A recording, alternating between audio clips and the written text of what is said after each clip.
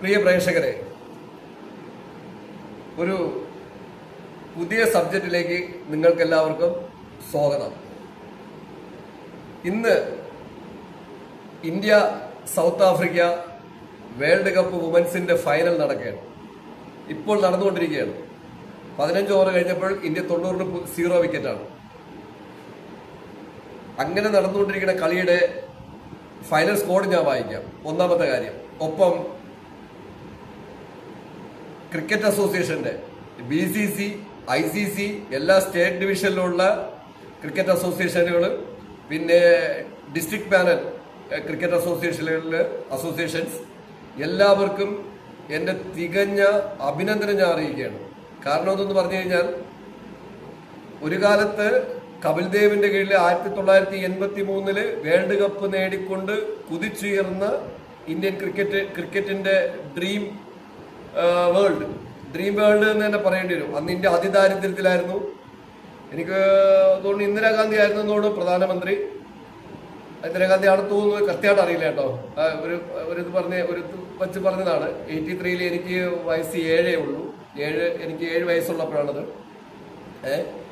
ആ സമയത്ത് അന്നത്തെ ടീം കപ്പ് നേടി ഇന്ത്യയിൽ വന്നപ്പോൾ, 1983 കപ്പ് നേടി ഇന്ത്യയിൽ വന്നപ്പോൾ കപിൽ ദേവിന്റെ ടീമിന് ഏറ്റവും വലിയ സമ്മാനമായിട്ട് കൊടുത്തത് ഹീറോ സൈക്കിളാണ്. അന്ന് ഹീറോ സൈക്കിൾ കൊടുക്കേണ്ട സാമ്പത്തിക ചുറ്റുപാട് മാത്രമാണ് ഇന്ത്യൻ ഗവൺമെന്റിന് ഉണ്ടായിരുന്നത്. അന്ന് നമ്മുടെ ഇന്ത്യയുടെ അവസ്ഥ നിങ്ങൾ ആലോചിച്ച് നോക്കണം. അത് ഞാനൊന്ന് ഓർമ്മിച്ചെന്നുള്ളേ ഉള്ളൂ. ഇതിനൊപ്പം തന്നെ 1983 വേൾഡ് കപ്പ് നേടി ഇന്ത്യയുടെ പുരുഷ ടീം വരുന്നതിന് മുൻപായിട്ട് ഇവർ കളിക്കാനായിട്ട് ഇന്ത്യയിൽ നിന്ന് കപ്പൽ മാർഗമാണോ വിമാനമാർഗമാണോ പോയതെന്ന് എനിക്കറിയില്ല. അന്നത്തെ ഒരു സാഹചര്യത്തിൽ ഇന്ത്യയിൽ നിന്ന് കപിൽ ദേവിന്റെ നേതൃത്വത്തിൽ ഈ ടീം ഇംഗ്ലണ്ടിൽ പോയി ഇറങ്ങുകയും, അന്നത്തെ ഒരു നമ്മുടെ നാട്ടിലെ ഒരു പ്രൊഫഷണൽ ക്ലബും ഏറ്റവും ഒരു സാധാരണ ക്ലബും കൂടെ കളിച്ചാൽ ഉണ്ടാവാവുന്ന ഒരു വേരിയേഷൻ നിങ്ങൾക്ക് അറിയാമായിരിക്കുമല്ലോ.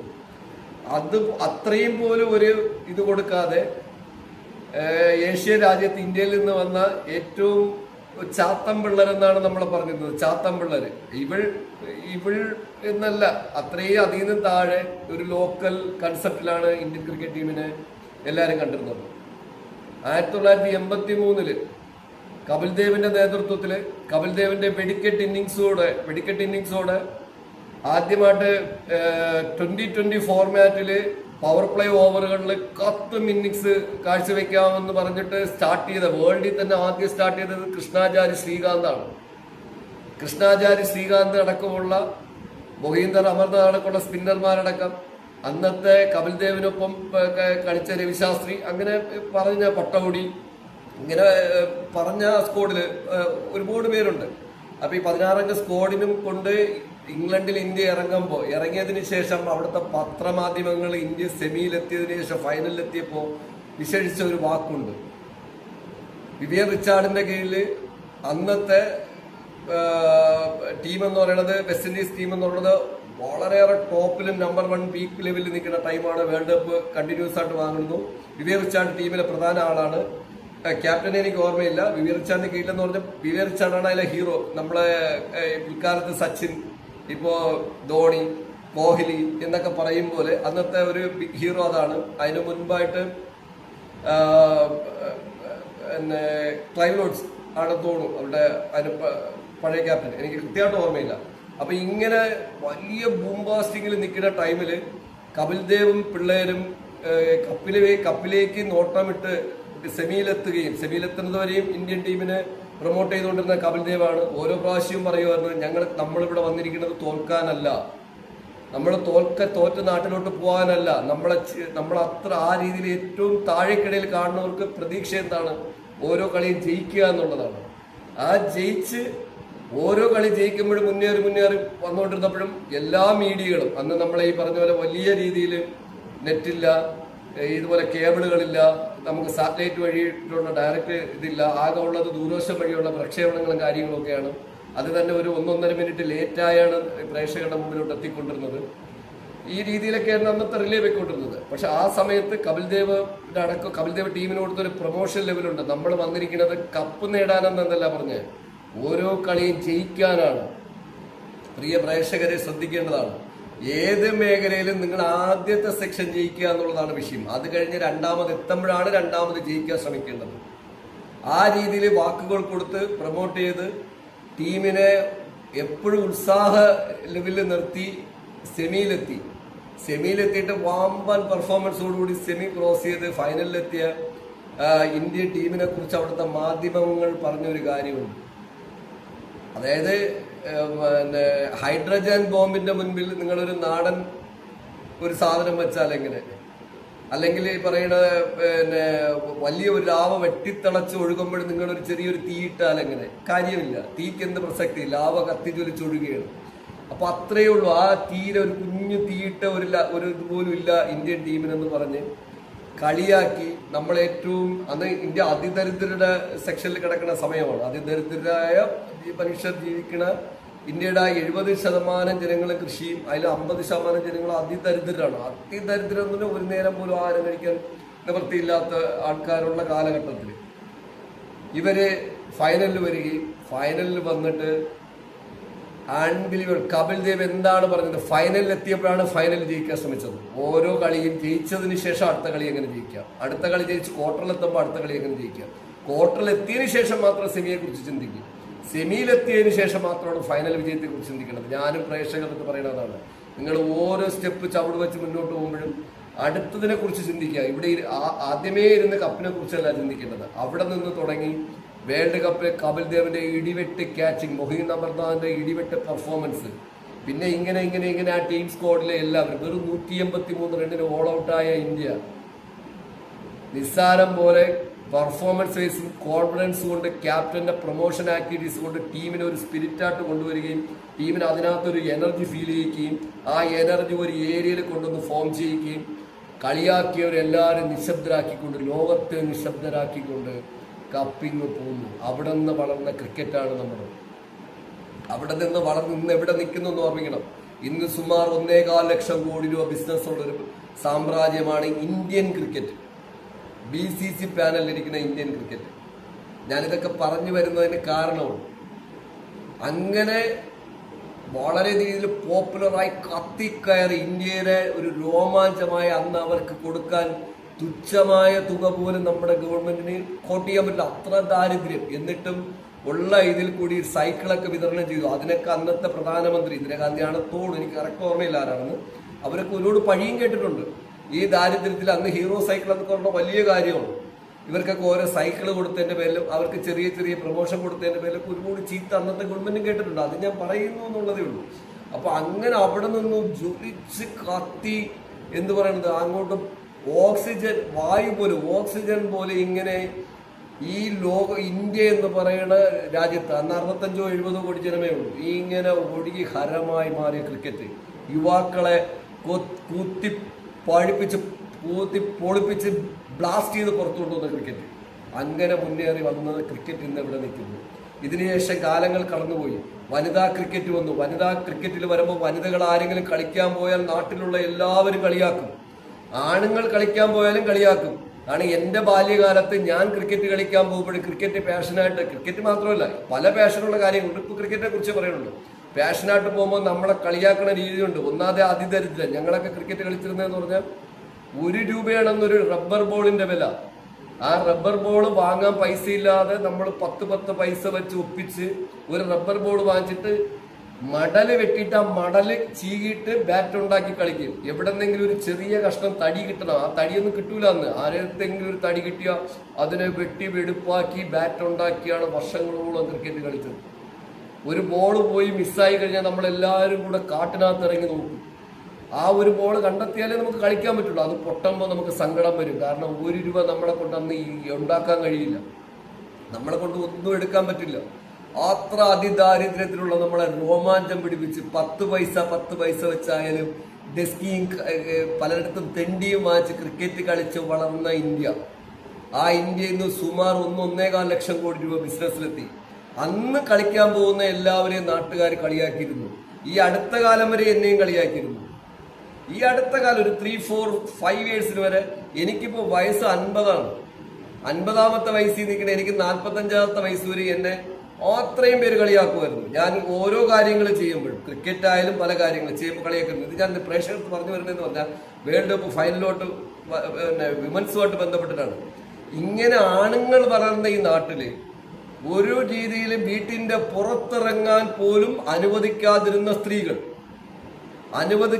സ്ത്രീകളെ രോമാഞ്ചത്തിന്റെ പടുകോടിയിലേക്ക് സ്വപ്നം കാണാൻ പഠിപ്പിച്ചതാണ് കപിൽ ദേവ് എന്ന് പറയുന്ന മനുഷ്യൻ.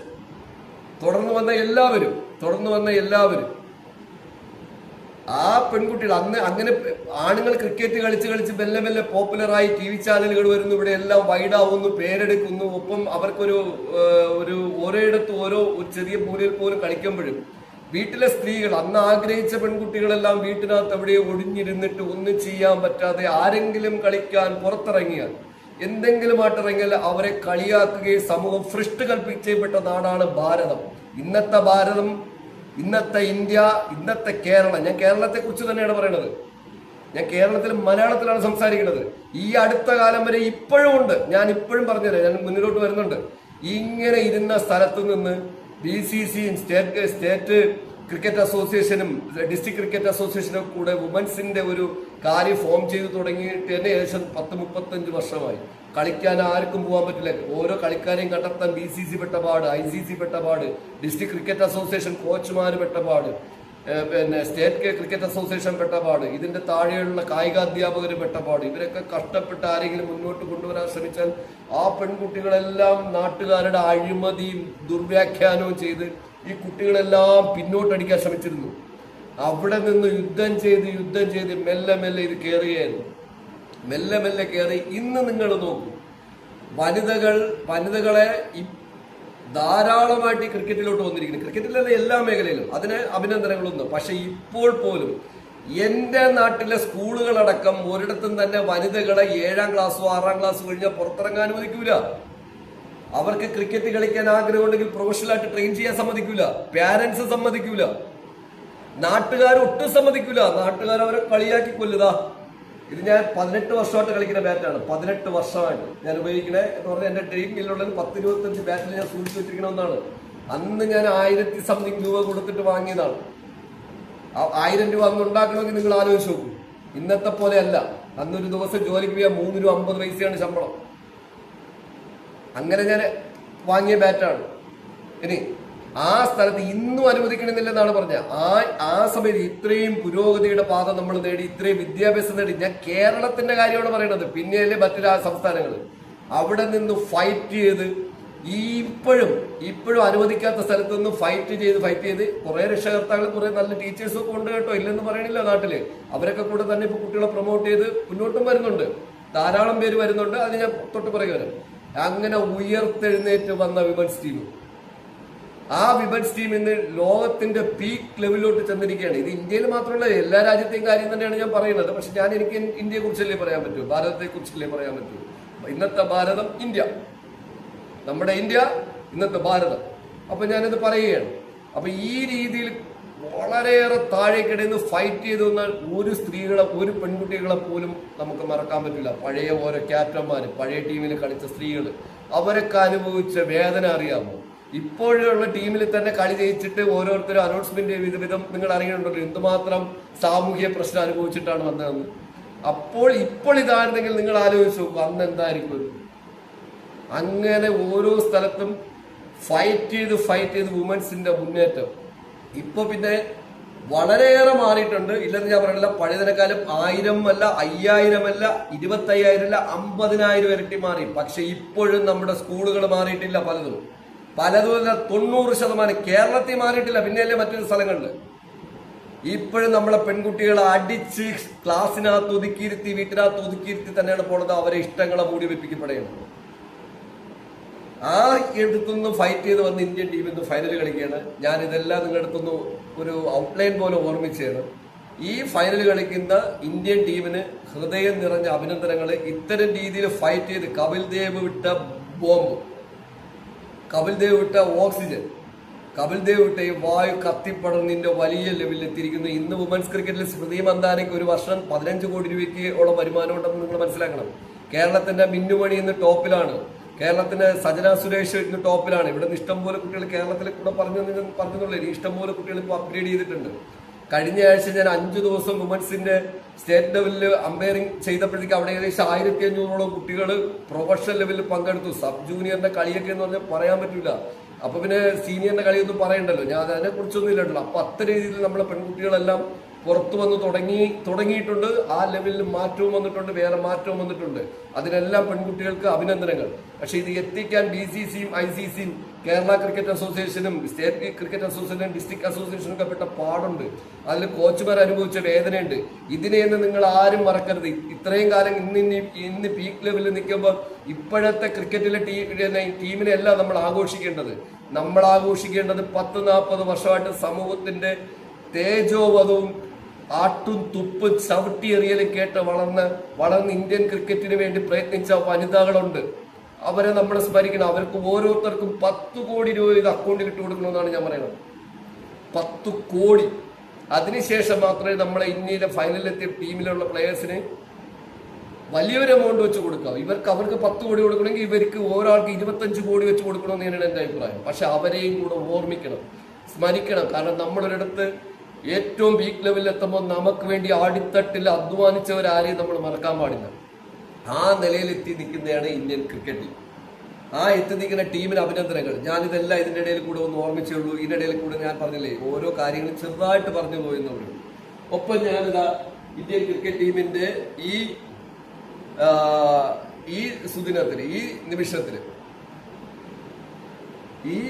സുദിനത്തിൽ, ഈ നിമിഷത്തിൽ ഞാൻ ആ ക്രിക്കറ്റ് സ്ക്വാഡ് ഒന്ന് വായിക്കാം. സ്ക്വാഡ് ഒന്ന് വായിച്ചിട്ട് ഞാൻ വന്ന സബ്ജക്റ്റ് നിങ്ങളിലേക്ക് സ്പ്രെഡ് ചെയ്യാം.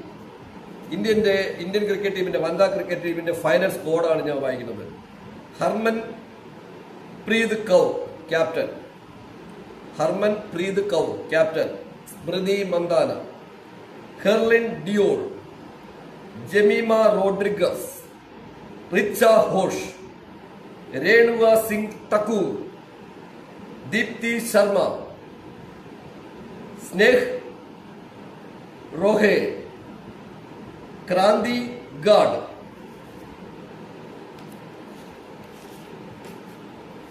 Shri Charani, Radha Yadav, Amanjot Kaur, Arundhati Reddy, Uma Chaudhary, Shafali Verma, coach Amol മുംസുംദർ.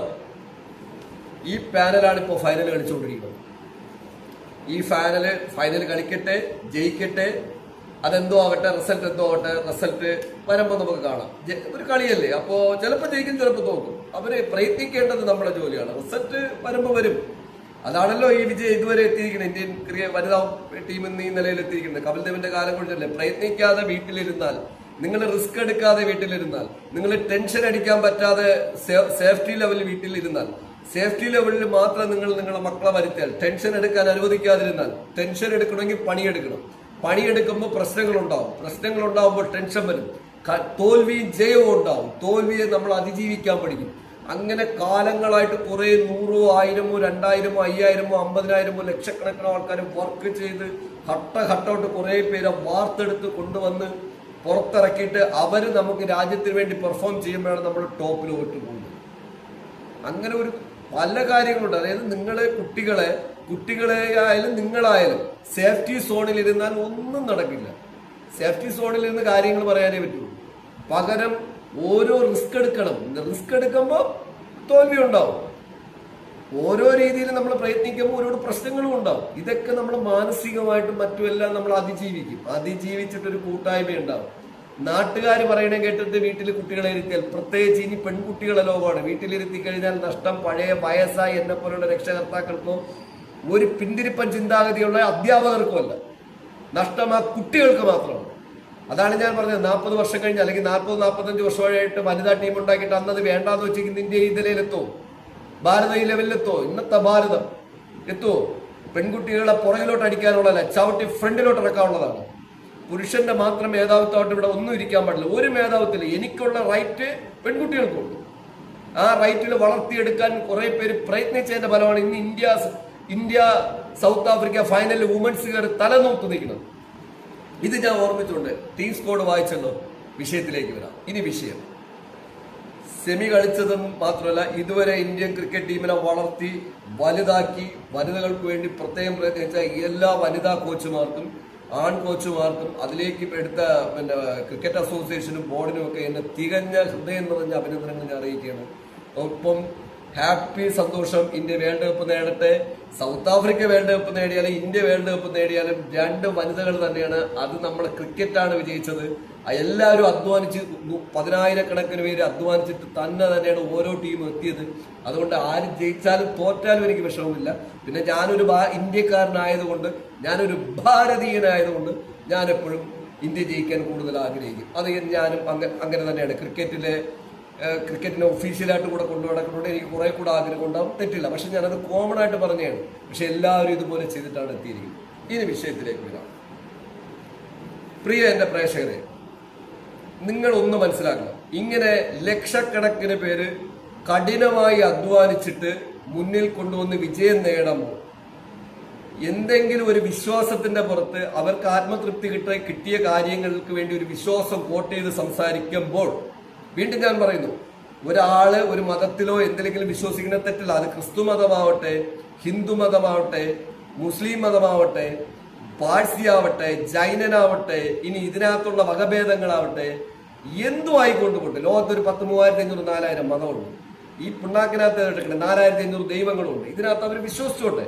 അവരെന്തെങ്കിലും ഒരു വാക്ക് പറഞ്ഞ് അതിൽ അവർക്കൊരു ഫീലിങ്സ് ഉണ്ട്. അതിലൊരു വാക്ക് പറയുമ്പോൾ അതിനെ എടുത്ത് ഇവിടെ അർമാദിച്ച് കളിക്കുന്ന മത മാർക്കറ്റ് ചെയ്ത് ജീവിക്കുന്ന കുറെ ചെറ്റകൾ എന്താണ് ഞാൻ പറയുന്നത്. കുറെ വൃത്തികെട്ടവരുണ്ട്. അതായത് എന്തെങ്കിലും പറഞ്ഞു കഴിഞ്ഞാൽ അതിന്റെ ആശയം മനസ്സിലാക്കാതെ മതം മാർക്കറ്റ് ചെയ്തിട്ട് അതിനെ എടുത്തു വെച്ചിട്ട് മീഡിയ വഴി കൊട്ടി ഘോഷിക്കണവര്. ആ ചതിക്കുഴിയിൽ നമ്മുടെ കുട്ടികളും ചെന്ന് വിടരുത്, നമ്മളെ ഒരാളും വിടരുത്. ക്രിക്കറ്റ് അസോസിയേഷൻ അതിന് വിടാറില്ല. ക്രിക്കറ്റ് അസോസിയേഷൻ അത്രയും കോമൺ ആയിട്ട് ചിന്തിച്ചിട്ടുകൊണ്ടാണ് ഈ എല്ലാവരും ഇന്ന് ഈ നിലയിലെത്തിയത്. ഈ പറയുന്ന ഈ വിവാദങ്ങൾ ഉണ്ടാക്കിയവരും ഉണ്ടാക്കുന്നവർക്കും ഒക്കെ അവിടെ കളിക്കാൻ അവസരം കിട്ടുന്നുണ്ട്. ഇതൊരു വിവാദം എന്നല്ല ഞാൻ പറയുന്നത്. മതപരമായ കാര്യങ്ങള്, ജാതിപരമായ കാര്യങ്ങൾ ഒന്നും നമ്മുടെ രാജ്യത്തിന്റെ കാര്യങ്ങളിലോ അല്ലെങ്കിൽ ഒരു കുട്ടിയുടെ ജീവിത രീതിയിലോ പ്രൊഫഷനിലോ ഇടപെടാൻ പാടില്ല. ഒരാളൊരു വിശ്വാസത്തെ കുറിച്ച് എന്തെങ്കിലും പറഞ്ഞു പോയാൽ അതിനെ നമ്മുടെ എന്തോ വലിയ കാര്യമാണ്, നമ്മളാണ് ചെയ്തതെന്ന് പറഞ്ഞിട്ട് കൊട്ടിഘോഷിക്കുന്നവരാരും ഘോഷിക്കണ്ട. അങ്ങനെയല്ല ഇത് നടത്തിയിട്ടുള്ള ലക്ഷക്കണക്കിന് കോച്ചുമാരുടെയും ലക്ഷക്കണക്കിന് പ്ലേയേഴ്സിന്റെയും എല്ലാവരുടെയും അധ്വാന ഫലമായിട്ടാണ് 15 അംഗ ഇന്ത്യൻ സ്ക്വാഡിൽ ഈ 15 പേര് ഇരിക്കുന്നത്. ഇല്ലെങ്കിൽ നിങ്ങൾ പറയും അധ്വാനിച്ചതിന്റെ ഫലമാണ് ഈ റിസൾട്ട്, അല്ലാതെ വേറെ ഒരു വഴിക്കും വന്നതല്ല. വിശ്വാസം നിങ്ങൾ വെച്ചോ, അത് നിങ്ങളുടെ കാര്യം മാത്രമാണ്. പക്ഷെ അതിന്റെ പേരിൽ ഒരു കുട്ടി എന്തോ പറഞ്ഞതിന്റെ പേരിൽ വല്ലാത്ത രീതിയിൽ മാർക്കറ്റ് ചെയ്യുന്ന പരിപാടി ഉണ്ടല്ലോ, അത് തെറ്റാണ്. അത് മനുഷ്യരെ പല തട്ടിലോട്ട് മാറ്റിയിട്ട് പല പ്രശ്നങ്ങൾ വരും. ആ പ്രശ്നങ്ങൾ ഞാൻ പറയുന്നില്ല, വിദേശത്തൊക്കെ ജീവിക്കുന്നവർക്കും ബുദ്ധിമുട്ട് വരും. ഇന്ത്യയിൽ കിടന്ന അനാവശ്യ ആക്രമണത്തിന് ഈ മതപരമായ കാണിക്കുന്ന എല്ലാവർക്കും അതിന്റെ ബുദ്ധിമുട്ട് വരും. അതൊക്കെ ഇപ്പൊ ലോകം മൊത്തം അനുഭവിച്ചു വരികയാണ്. ദയവ് ചെയ്ത് പ്രിയ പ്രേക്ഷകരുടെ അടുത്ത് ഞാൻ പറയണത്, ഒന്നുമായിട്ട് പ്രത്യേകിച്ച് സ്പോർട്സ് പോലെയുള്ള കാര്യങ്ങൾ, ആർട്സ്, സിനിമ പോലെയുള്ള കാര്യങ്ങൾ, കലാരംഗങ്ങൾ, ഇതിലൊന്നും ഒരു വിധത്തിലും ഒരു മതത്തെയും കയറ്റിവിടാൻ സമ്മതിക്കരുത്, അനുവദിക്കാൻ പാടില്ല. ഞാനൊരു ഒഫീഷ്യൽ ആളെന്നുള്ള നിലയ്ക്ക് ഞാൻ അതിനെ ശക്തമായിട്ട് എതിർക്കണം. ഞാൻ റോബക്സോളോ എതിർത്തുകൊണ്ടേയിരിക്കും. ആർക്ക് വേണോ എന്നെ വെല്ലുവിളിക്കാം. കോടിക്കണക്കിന് പറഞ്ഞ മത തീവ്രവാദികൾക്കും എന്നെ വെല്ലുവിളിക്കാം. ഞാൻ ആ വെല്ലുവിളി ഏറ്റെടുക്കാൻ തരികയാണ്.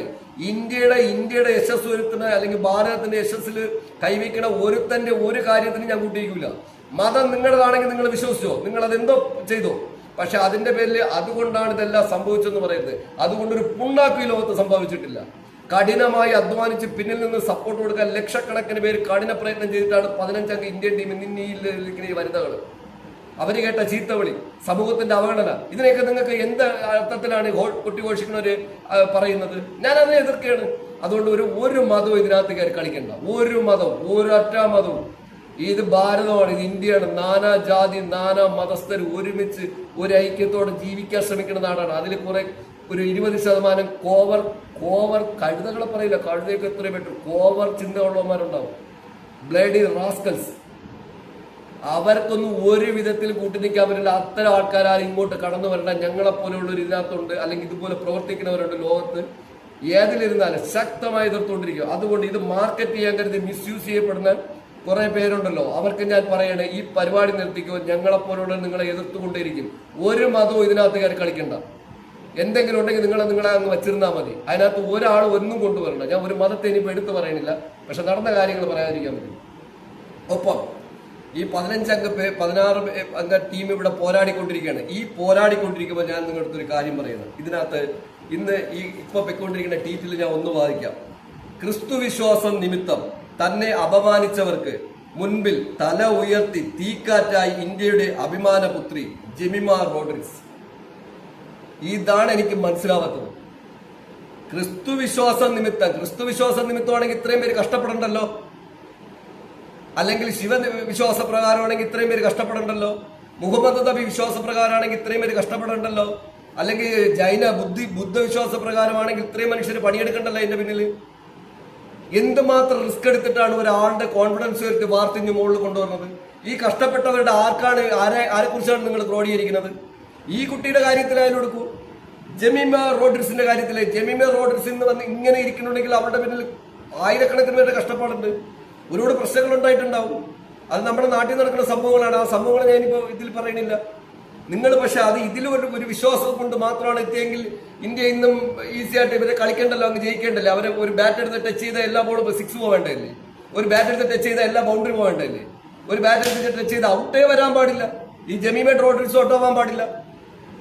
അവളവിടെ സ്റ്റില്ലായിട്ട് നിൽക്കേണ്ടല്ലേ. അവളുടെ ടാർഗറ്റ് എടുത്ത് നോക്കിയേ, ലാസ്റ്റ് 3 കളിയിൽ അവൾ ഹൈക്കാണ്. മിഡിൽ എത്ര കളിയിൽ ഔട്ടായി?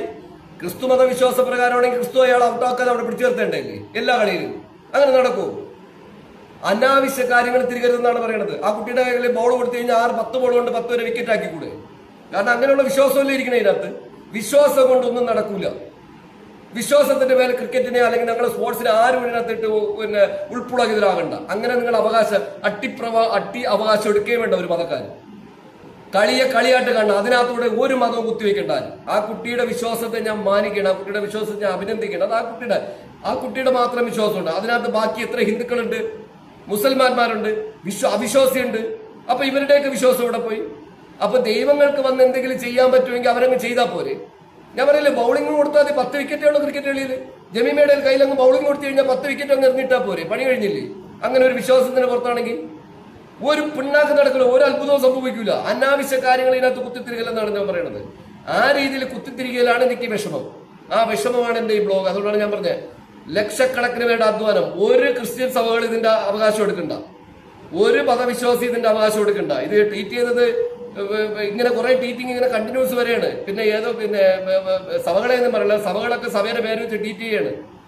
സഭകൾ ആരെങ്കിലും എത്ര പേരുണ്ട് ക്രിക്കറ്റിനെ പ്രൊമോട്ട് ചെയ്തത്? ഇവിടുത്തെ കലകളെ പ്രൊമോട്ട് ചെയ്തവര് എത്രയും സഭകൾ എന്റെ നാട്ടിൽ ഇന്നും പെമ്പിള്ളേരെ വെളിയിലാക്കാതെ ഇരിക്കണ്. നൃത്തം പഠിക്കാൻ പോയി അതിനെ എതിർക്കണ എത്രയും മാസ്റ്റർമാരുണ്ട് ഇവിടെ. എത്ര ക്രിക്കറ്റ് കളിക്കാൻ പോയി അതിനെ എതിർക്കണ എത്ര വിശ്വാസികളുണ്ട്, എത്ര അച്ഛന്മാരുണ്ട്. ഇല്ലെങ്കിൽ ഞാൻ പറഞ്ഞുതരാം, ഒരിടത്തൊരു ഇടലേഖനം വായിച്ചു. ഞാൻ ഉണ്ടായിരുന്ന ആ ചർച്ചിനകത്ത് ഇടലേഖനം വായിച്ചതാണ്. ഞാൻ പറഞ്ഞുതരാം, ഒരു 15 വർഷത്തിന് മുമ്പ് ഒരു ഇടലേഖനം ചർച്ചിൽ വായിച്ചാണ്, റോമൻ കാത്തലിക്കിൽ. ആ ഇടലേഖനം വായിച്ചത് കുട്ടികൾ ആക്ടിവിറ്റീസിന് പോകുന്നു, അവരിലുള്ള വിശ്വാസം നഷ്ടപ്പെടുന്നു, അതൊന്നും പാടില്ല, നിങ്ങൾ അവരെ പള്ളിയിൽ കൊണ്ടുവരണമെന്ന് മാർപ്പാപ്പ പറഞ്ഞെന്ന് പറഞ്ഞ് കേരളത്തിൽ വായിച്ച ഇടലേഖനമാണ്. ഞാൻ നിങ്ങൾക്ക് പറഞ്ഞു തരണോ? ഞാനുണ്ട് ലൈവിൽ അവിടെ. ഞാൻ പള്ളിക്കകത്തിരിക്കണമെങ്കിൽ ഞാൻ അവിടെ ആരാധിക്കണമെന്ന് നിങ്ങൾ മനസ്സിലാവുമല്ലോ. അങ്ങനെ ഇടലേഖനം വായിച്ചവരാണ് ഇപ്പൊ ഇതിന്റെ അവകാശം എടുത്തിരിക്കുന്നത്. അതുകൊണ്ട് ആ ഇടലേഖനം അങ്ങനെയുള്ള ഒരു പരിപാടി ആരും ഇതിനകത്ത് കുത്തിനിറയ്ക്കണ്ട. ജമീമ എന്ന് പറയുന്ന ഒരു കുട്ടി ഈ ലെവലിൽ എത്തിയിട്ടുണ്ടെങ്കിൽ അതിന്റെ പിന്നിൽ കഷ്ടപ്പെട്ട് തന്നെയാണ് വന്നിരിക്കുന്നത്. അതിനകത്ത് ഒരു വിശ്വാസവും ഇല്ല, ഒരു പിണ്ണാക്കുമില്ല. ആ രീതിയിൽ എടുക്കണ്ട. കുട്ടിയുടെ വിശ്വാസം, അതിൽ ഹിന്ദുക്കളുണ്ട്, അവിശ്വാസികളുണ്ട്, അവർക്കെല്ലാവരും ഈശ്വര വിശ്വാസമുണ്ട്. അപ്പൊ അവരുടെയൊക്കെ ആ വിശ്വാസം ഞാൻ നന്നായിട്ട് മാനിക്കണം. അതങ്ങനെ തന്നെ ഇരിക്കണം, അങ്ങനെ തന്നെ നിങ്ങൾ ജീവിക്കണം. ഞാൻ അതൊന്നും മാറ്റണമെന്ന് പറയൂല. പക്ഷെ അതിന്റെ കുട്ടികൾ എന്തെങ്കിലും ഒന്ന് വായിൽ അവരുടെ ആ സ്നേഹത്തിന്റെ സ്പിരിറ്റ് കൊണ്ട് ഒരു വിശ്വാസത്തെ കുറിച്ച് സംസാരിച്ചാൽ അതിനെ എടുത്ത് മാർക്കറ്റ് ചെയ്യണ ഒരു തരം ചെറ്റ പരിപാടി ഉണ്ടല്ലോ ഇവിടുത്തെ മതപണ്ഡിതന്മാരുടെ, മതമേലാളന്മാരുടെ. ചുമ്മാതിരുന്നിട്ട് അധ്വാനിക്കാതിരുന്നിട്ട് വൃത്തിക്ക് വെട്ടി വിഴുങ്ങി പണം ഉണ്ടാക്കി ലക്ഷറി കാറിന് പോണവരുടെ അവരാരും ഇതിന്റെ അവകാശം എടുക്കേണ്ടതെന്ന് ഞാൻ പറയുള്ളൂ. അതാണ് ഞാൻ ഇന്ന് ഈ വീഡിയോയിൽ വന്നത്. അതുകൊണ്ട് പ്രിയ പ്രേക്ഷകരെ, ചിന്തിക്കൂ, നിങ്ങളുടെ പെൺകുട്ടികളെ പുറത്തിറക്കൂ. സ്കൂളിലെ അധ്യാപകരെ ഒന്ന് മാറൂ. ലോകമൊക്കെ മാറി, ട്രില്യനും മില്യനും കടന്നാണ് നമ്മളെ പിള്ളേർ കുതിക്കുന്നത്. അവർ രാജ്യത്തിന്റെ അഭിമാനമാവാനും യശസ് ഉയർത്താനുമുള്ള കുട്ടികളാണ്. അവരെ ഒരു മതത്തിലും നിങ്ങൾ പെടുത്തണ്ട. അവരുടേതായ ലോകത്ത് ജീവിക്കട്ടെ, അവരുടേതായ വിശ്വാസത്തിൽ ജീവിക്കട്ടെ. ജമീമയ്ക്ക് ക്രിസ്തുവിൽ വിശ്വാസം ഉണ്ടെങ്കിൽ അത് അങ്ങനെ തന്നെ ആയിക്കോട്ടെ, അതിലെന്ത് മാറ്റണം? ജമീമയുടെ അച്ഛൻ പാസ്റ്റർ ആണെങ്കിൽ അങ്ങനെ തന്നെ ആയിക്കോട്ടെ, അതിലൊന്നും ഞാനെതിര് പറയുന്നില്ല. പക്ഷേ ഏതെങ്കിലും ഒരു വിജയത്തിലെത്തിയതിനു ശേഷം ഇതുവരെ കഷ്ടപ്പെട്ടവരെ എല്ലാവരെയും മറന്നുകൊണ്ട് എന്നെ ക്രിസ്തുവാണ് എത്തിച്ചത്, എന്നെ ശിവനാണ് എത്തിച്ചത്, എന്നെ മുഹമ്മദ് നബിയാണ് എത്തിച്ചത്, എന്നെ ബുദ്ധനാണ് എത്തിച്ചതെന്ന് പറഞ്ഞാൽ ആ കാര്യത്തിനോടൊന്നും എന്നെ പോലുള്ള ഒരു യോജിക്കില്ല. ഞാൻ 50 വയസ്സേ ആളാണ്, യുവതലമുറയുടെ ആളല്ല. പക്ഷെ ഞാൻ യുവതലമുറയുടെ സൈഡിൽ നിന്നാണ് സംസാരിക്കുന്നത്. ഇപ്പോൾ ആ പരിപാടി നടക്കൂല. അതിനെ വെച്ചാൽ ഇവിടെ അധ്വാനത്തെ പിന്നിൽ നിന്ന് കണ്ടുകൊണ്ട് എത്തിച്ചെന്ന് പറയണ്ട. എങ്കിൽ അതാണ് ഞാൻ പറഞ്ഞത്. എങ്കിൽ ഇന്ന് 10 ബോളും ജമീമിനെ കൈ കൊടുത്താൽ തന്നെ അങ്ങ് സൗത്ത് ആഫ്രിക്ക എറിഞ്ഞിടുവായിരുന്നല്ല. ഇപ്പൊ 90-ന് ഇന്ത്യ 90 റൺസ് 90ക്ക് 0 നിൽക്കുകയാണ്. ഇനി തിരിച്ച് സൗത്ത് ആഫ്രിക്ക ബാറ്റ് ചെയ്യണ്ടേ? അങ്ങ് ജമീമേനെ കൊടുത്താൽ മതി. ജമീമ എറിഞ്ഞിട്ടല്ലോ 10 ബോൾ എറിഞ്ഞാൽ പോരെ, എല്ലാം കഴിഞ്ഞ ഔട്ട്, ഇന്ത്യ കളിയും ജയിച്ചു. അങ്ങനെ നടക്കൂല. അതിനകത്ത് ആരും വിശ്വാസം പ്രകടിക്കുന്ന ഹാർഡ് വർക്ക്, അതിനുവേണ്ടി ശ്രമിക്കും. മനുഷ്യർ തമ്മിലുള്ള ഒരു ഗെയിമാണ്. ആ ഗെയിമിൽ ഒരാൾ ജയിക്കും, ഒരാൾ തോന്നും. അതിനകത്ത് ഒരാൾ ഒരു വിശ്വാസത്തിൽ കൊട്ടയുണ്ട. അതിനുവേണ്ടി പ്രയത്നിക്കുന്ന കുട്ടികൾ ആ അധ്വാനത്തിന് ഒരു സ്പിരിച്വൽ ലെവൽ അവർക്ക് ആവശ്യമുണ്ടെങ്കിൽ അത് അവർ സ്വീകരിക്കും. സ്വീകരിക്കണം. അവർ സ്വീകരിച്ച് തന്നെ മുന്നോട്ട് പോകണം. അതിനൊന്നും ഞാൻ എതിർക്കണില്ല. പക്ഷെ അവരെന്തെങ്കിലും ആ സ്പിരിറ്റ് കൊണ്ട്, ആ ഒരു ദൈവീകത കൊണ്ട്, ക്രിസ്തുവിനോടുള്ള ഇഷ്ടം കൊണ്ട്, അല്ലെങ്കിൽ കൃഷ്ണനോടുള്ള ഇഷ്ടം കൊണ്ട്, അല്ലെങ്കിൽ ശ്രീബുദ്ധനോടുള്ള ഇഷ്ടം കൊണ്ട്, അല്ലെങ്കിൽ മുഹമ്മദ് നബിയോടുള്ള ഇഷ്ടം കൊണ്ട്, ഇങ്ങനെയുള്ള ഏതെങ്കിലും മതത്തിൽ വിശ്വസിക്കുന്ന അവരവരുടെ മതത്തിൽ ഒരു ഇഷ്ടം കൊണ്ടൊന്ന് പറഞ്ഞു പോയാൽ അതിനെ എടുത്തു വെച്ച് മാർക്കറ്റ് ചെയ്ത് മനുഷ്യരെ തമ്മിൽ തെറ്റിക്കാനും അതിനെ വിറ്റ് പണമാക്കാനും ശ്രമിക്കുന്ന ബൂർഷ്വാസികൾ, അല്ല ഞാൻ ഇങ്ങനെ തന്നെ പറയും, ബൂർഷകളാണ് ഉമാരല്ല, ബൂർഷ്വാസ്, പക്കാ ബൂർഷ്വാസ്. അങ്ങനെയൊന്നും നടക്കേണ്ട നല്ല ബോധമുള്ള ആൾക്കാരും അധ്യാപകരും ഞങ്ങളെ പോലെയൊക്കെ ഇവിടെ ഉണ്ട്, കോച്ചുമാരും. ഞങ്ങളെ പോലെയുള്ള സാധാ മനുഷ്യർ, ഇതിലൊന്നും എന്നെ ഉൾപ്പെടുത്തില്ല. സാധാ മനുഷ്യരുണ്ട്, നല്ല വ്യൂവോടെ തന്നെ ഇവിടെ പിള്ളേർ പോണത്. അങ്ങനെയൊന്നും നിങ്ങൾ എടുക്കേണ്ട. അതിനെ ഞാൻ ശക്തമായിട്ട് എതിർക്കുകയാണ്, 100% ശക്തമായിട്ട് എതിർക്കുകയാണ്. അപ്പോ ഇങ്ങനെ പോകുന്ന ഈ ലോകത്ത് ഫൈറ്റ് ചെയ്ത് മുന്നേറി, ഫൈറ്റ് ചെയ്ത് സമൂഹത്തോട് മുന്നേറി, സ്കൂളിൽ നമ്മളെ എതിർക്കുന്ന അധ്യാപകരോട് മുന്നേറി, വീട്ടിലുള്ളവരോട് മുന്നേറി, അങ്ങനെ നാട്ടിലെ അവഗണന സഹിച്ച്, നാട്ടിലെ എല്ലാവരുടെയും കളിയാക്കൽ സഹിച്ച്, വെന്നിക്കൊടി പാറിച്ച് ഫൈനലിലെത്തി ഇപ്പോൾ കളിച്ചുകൊണ്ടിരിക്കുന്ന ഇന്ത്യൻ ടീമിനും ഭാരത ടീമിനും അതിൽ പങ്കെടുത്ത എല്ലാ ഈ വേൾഡ് കപ്പിലും താഴോട്ട് നടക്കുന്ന കപ്പിലും രഞ്ജികളിലും സാധാ ദുലീപ് ട്രോഫിയിലും ഒക്കെ മിക്സായി പോകുന്നു. എവിടെയൊക്കെ വനിതകൾ പങ്കെടുത്ത് ഇപ്പൊ മുന്നേറാൻ ശ്രമിക്കണോ എല്ലാവർക്കും ഞാൻ എന്റെ അഭിനന്ദനം അറിയിക്കുകയാണ്. ഒപ്പം എല്ലാ അവഗണനയും സഹിച്ച് നിങ്ങൾ മുന്നേറും. ഒരു ദിവസം നിങ്ങൾക്കായി വാതിൽ തുറക്കും. അത് പ്രകൃതിയാണ്, പ്രകൃതിയിൽ എനർജി ഉണ്ട്. ആ പ്രകൃതിയിൽ ജീവിക്കുന്ന ഒരു വെറും ഇച്ചിരി കുറെ കോടിക്കണക്കിന് ആറ്റം ചേർന്ന ഒരു വസ്തു മാത്രമാണെന്ന് ഞാൻ. ആ വസ്തുവിൽ നമുക്ക് എത്ര എനർജി ഫോം ചെയ്തെടുത്ത് നിങ്ങൾ ശ്രമിക്കുക, അതിനൊരു വിജയം ഒരു കാലത്തുണ്ടാവും. തോറ്റാനും സങ്കടമില്ലെന്നേ, എത്ര തോറ്റോ അത്രയും നിങ്ങൾ ശ്രമിച്ചെന്നല്ലേ അർത്ഥം. പകരം ശ്രമിക്കാതെ സേഫ്റ്റി സോണിൽ ഇരിക്കണവന്മാർക്ക് ഒന്നും വിജയം ആസ്വദിക്കാൻ പറ്റില്ല, തോൽവി ആസ്വദിക്കാൻ പറ്റില്ല. അവൻ ചണ്ടിയാണ്, അവൻ ജീവിച്ചുകൊണ്ട് മരിച്ച മനുഷ്യനാണ്. ജീവിച്ചിരിക്കണ ചത്തവൻ. അങ്ങനെ തന്നെയാണ് പറയുന്നത്. സേഫ്റ്റി സോണിൽ ഇരിക്കുന്ന എല്ലാവരും അങ്ങനെയാണ്. പ്രഷർ എടുക്കാതെ ഇങ്ങനെ കയറി പോകാൻ പറ്റൂ. അങ്ങനെ എത്തിയ നമ്മളെ വനിതയുടെ 15 ചുണക്കുട്ടികൾക്കും അവരുടെ ഒഫീഷ്യൽസിനും അതുമായിട്ട് പിന്തുണച്ച് നിൽക്കുന്ന എല്ലാവർക്കും നിറഞ്ഞ ബിഗ് സല്യൂട്ടാണ് പറയുന്നത്. Big salute. കപ്പടിച്ചോ ഇല്ലേ എന്നുള്ളത് നമ്മളെ വിഷയമല്ല. ഇതിനകത്ത് ഓരോരുത്തരും മതം തള്ളണ്ട. മതം തള്ളിയെ എതിർക്കാൻ ഞാൻ എന്നെ പോലുള്ളൊരു ഇതിന് പോലെ വരും. വന്നടിക്ക്. ഇതാണ്ടോ ഇതുപോലെ ഇരിക്കും. ഇതൊക്കെ നമ്മൾ പാഷനായിട്ട് കൊണ്ട് നടക്കണതാണ്. പാഷനാണ്, നെഞ്ചാണ്. നെഞ്ചിനിരിക്കാത്തിരിക്കണ നല്ല ഹൽബാണ്. ഹൽബ് കേട്ടാ മുഷീണ. ഹൽബിനകത്തിരിക്കുന്ന പാഷനാണ് ഇതെല്ലാം. ആ പാഷനായിട്ട് നടക്കണതും കോമൺ ആയിട്ട് നമ്മളൊരു ഒരു 5 പേര് അല്ലെങ്കിൽ ഒരു സ്കൂളിൽ പോയി 50 കുട്ടികളെ എടുക്കുമ്പോൾ നമുക്ക് അവിടെ ഒന്നും നോക്കാൻ പറ്റൂല. ഒന്നും നോക്കുകയില്ല ആരും. അങ്ങനെയുള്ളവർക്ക് നോക്കിയുടെ കോച്ചുമാരും അങ്ങനെയുള്ളവർ നിങ്ങളെ പോലെ മതം പ്രൊമോട്ട് ചെയ്യണവരുണ്ടെങ്കിൽ ഈ ലോകത്തൊന്നും നടക്കൂല. മതം നടക്കും, അടിയും നടക്കും, വേറെ ഒരു പുണ്ണാക്കും നടക്കൂല. നിങ്ങൾ നല്ല കൊഴുത്ത് ജീവിക്കും. ഇതൊന്നുമല്ല എന്ന് ഞാൻ ഓർമ്മിപ്പിച്ചുകൊണ്ട് എല്ലാ അവഗണനയും സഹിച്ചുകൊണ്ട് മുന്നിലെത്തിയ സിംഹപ്പെമ്പിള്ളർ എന്ന് തന്നെ പറയും. അവർക്ക് നൊബക് സോളയുടെ അഭിനന്ദനങ്ങൾ. എക്കാലവും ഞങ്ങളെ പോലുള്ളവർ നിങ്ങളെ ഒപ്പമുണ്ട്. ഫൈറ്റ് ചെയ്യൂ, റിസ്ക് എടുക്കൂ, ടെൻഷൻ അടിക്കൂ, ടെൻഷനൊപ്പം പുതിയ കാര്യത്തിന് വേണ്ടി ശ്രമിക്കൂ. തോറ്റുകൊണ്ടിരിക്കൂ. ഒരു നാൾ നിങ്ങൾ ജയിക്കും. അന്ന് ലോകം നിങ്ങളെ പിന്നിൽ വരും. പക്ഷെ മുതലെടുക്കാൻ നിന്ന് കൊടുക്കണം. അതിനകത്ത് മുതലെടുക്കാൻ, മറ്റുള്ളവര് മുതലെടുക്കാൻ നിന്ന് കൊടുക്കരുത്. ഓർമ്മിക്കുക, ഞാൻ ജമീമയെടുത്തും പറയണേ, നിങ്ങൾ ട്രാപ്പിലകപ്പെട്ടു പോകരുത്. ഈ മതവിശ്വാസികളുടെ മതം നിങ്ങളെ എടുത്തുകൊണ്ടുപോയി കളിക്കുന്നെങ്കിൽ അവരുടെ ട്രാപ്പില് നെറ്റ്സിൽ പെട്ടുപോകുന്നത്. നെറ്റിൽ വിട്ട് കഴിഞ്ഞാൽ പ്രത്യേകിച്ച് ഹെവി നെറ്റിൽ വീണാൽ നിങ്ങൾക്ക് ഊരാൻ പറ്റില്ല. അതിന്റെ ആ എനർജിക്കകത്ത് നിങ്ങൾ സ്റ്റില്ലായി പോകും. നാളെ നിങ്ങൾ ഫോം ഔട്ട് ആവും. അപ്പോഴും ഇവരാരെങ്കിലും ഇത് പറയൂ? നാളെ നിങ്ങൾ വിരമിച്ച് വീട്ടിലിരിക്കും. നിങ്ങൾ എങ്ങനെ ഫൈറ്റ് ചെയ്യും? അപ്പോൾ നിങ്ങൾ പുതിയ കാര്യങ്ങൾ ചെയ്യാൻ ശ്രമിക്കണം. ഈ ജനം അങ്ങനെയാണ്. ഈ വളരെ ശ്രദ്ധിക്കുക. അതുകൊണ്ട് ജമീമ മാത്രമല്ല, ഇന്ത്യയുടെ ഈ ജമീമയുടെ ഈ വിഷയം ഇപ്പൊ കത്തിക്കേറിയോണ്ടാണ് ഞാൻ ഈ ബ്ലോഗോട്ട് വന്നത്. അതുകൊണ്ടാണ് ഫൈനൽ തീർന്നിട്ട് വരാമെന്ന് വിചാരിച്ച ബ്ലോഗിൽ ഞാൻ അഡ്വാൻസ് വന്നത്. ആര് ജയിച്ചാലും ലോകത്ത് മൊത്തം വനിതകൾ ജയിക്കുകയാണ്. വനിതകൾക്ക് വേണ്ടി അധ്വാനിച്ച, ഈ വനിതകൾക്ക് വേണ്ടി ലോകത്ത് അധ്വാനിച്ച എല്ലാ രാജ്യത്തെയും മിടുക്കരായ ആൾക്കാർക്ക് എന്റെ ഹൃദയം നിറഞ്ഞ അഭിനന്ദനങ്ങൾ, സല്യൂട്ട്. അത് ഇന്ത്യ ഭാരതമാകട്ടെ, ഇംഗ്ലണ്ട് ആവട്ടെ, സൗത്ത് ആഫ്രിക്ക ആവട്ടെ, ഓസ്ട്രേലിയ ആവട്ടെ, ജമൈക്ക ആവട്ടെ, എക്സെട്ര ന്യൂസിലൻഡ് ആവട്ടെ, ഇനി വരാൻ പോണ കാനഡ ആവട്ടെ, വരാൻ പോണ അമേരിക്ക ആവട്ടെ, ഇറ്റലി ആവട്ടെ, അയർലൻഡ് ആവട്ടെ, ഐസ്ലാൻഡ് ആവട്ടെ, എക്സെട്ര 135 രാജ്യങ്ങളില് ICC പൈസ കൊടുത്ത് ക്രിക്കറ്റ് പ്രൊമോട്ട് ചെയ്തുകൊണ്ടിരിക്കുകയാണ്. അവിടെ വുമൻസിനാണ് കൂടുതൽ പ്രാധാന്യം. നിങ്ങളുടെ കുട്ടികൾക്ക് നല്ല ഓപ്പർച്യൂണിറ്റി വന്നുകൊണ്ടിരിക്കുകയാണ്. ഇതൊക്കെ നിങ്ങളെ കുട്ടികളെ അടക്കി വെക്കരുത്. വളരട്ടെ. നമ്മളെ പെമ്പിള്ളേർ സിംഹ പെമ്പിള്ളേരായിട്ട് വളർന്ന് പുറത്തുനിന്ന് രാജ്യത്തിന് അഭിമാനമായിട്ട് വരട്ടെ. അതിന്റെ ഒരു അവകാശവും ഒരു മതമേലാളന്മാരും ഒരു ജാതി പ്രാന്തന്മാരും ഒരു രാഷ്ട്രീയക്കാരും എടുക്കേണ്ടത് ഞാൻ ഒരിക്കൽ കൂടി ഓർമ്മിച്ചുകൊണ്ട്, അധ്വാനിക്കൂ. ആര് ജയിച്ചാലും സന്തോഷം, ക്രിക്കറ്റല്ലേ ജയിക്കുള്ളൂ. പക്ഷെ എങ്കിലും ആഗ്രഹിക്കുന്നു ഇന്ത്യ ജയിക്കട്ടെ, ഭാരതം ജയിക്കട്ടെ. അപ്പൊ എന്റെ പ്രിയ പ്രേക്ഷകരെ, ഞാനിങ്ങനെ ഇനിയും വരും ഇത്തരം കാര്യങ്ങളുമായിട്ട്. ഇഷ്ടപ്പെട്ടാലും ഇഷ്ടപ്പെട്ടില്ലെങ്കിലും ഞാൻ എന്റെ ആശയങ്ങൾ പറഞ്ഞുകൊണ്ടിരിക്കും. താല്പര്യമുള്ളവർക്ക് കേൾക്കാം, താല്പര്യമില്ലാത്തവർക്ക് വിട്ടുപോകാം. മതഭ്രാന്തന്മാർക്ക് വിട്ടുപോകാം, ജാതിഭ്രാന്തന്മാർക്ക് വിട്ടുപോകാം. അങ്ങനെയുള്ള ആർക്കും തന്നെ ഞാനൊന്നും എൻ്റെ കയ്യിൽ തരാനില്ല. അങ്ങനെ അല്ലാത്ത എന്റെ രാജ്യത്തിന് വേണ്ടി, എന്റെ രാജ്യത്തിന്റെ ഗ്രോത്താണ് വലുതെന്ന് ചിന്തിക്കുന്ന എല്ലാവർക്കും വേണ്ടി, ജാതിയില്ല, മതമില്ല, വർഗമില്ല, ഒന്നുമില്ല. പിന്നെ എന്തുകൊണ്ട് നാനാത്വത്തിൽ ഏകത്വം. അത്രയെങ്കിലും മനസ്സിലാക്കും.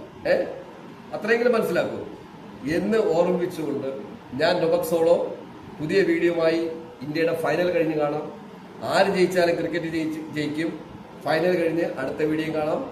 സൈനിങ് ഓഫ്, നൊബക് സോളോ.